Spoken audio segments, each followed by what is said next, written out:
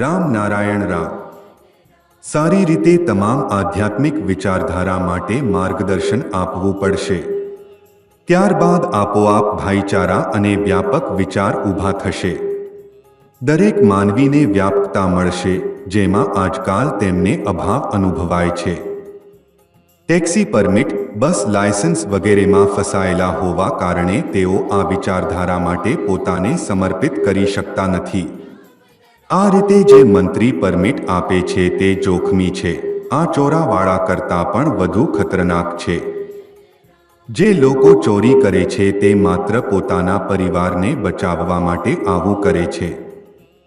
પરંતુ આ મંત્રીઓનું કામ સમાજમાં ઘૂસ ભરી દે છે. આ સમાજ માટે જોખમ છે, એટલે તેમને નષ્ટ કરવું પડશે. આ માટે પ્રથમ સુધારણા કરવી પડશે, કારણ કે આ ખૂબ જ ખરાબ સ્થિતિ છે. આ રીતે ચાલતું રહેશે તો સહાનુભૂતિ, પ્રેમ અને સ્નેહ થઈ જશે.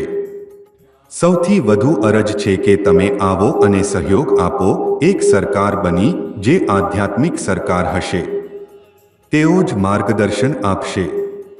જે સહયોગ ન કરે તેમને બોયકોટ કરવો પડશે, કારણ કે દેશ કે વિશ્વ માટે એક કેન્દ્રીય નાણાકીય નિધિ રહેશે જે શાંતિ ન ઈચ્છે અને માત્ર પોતાના લાભ વિશે વિચારે છે.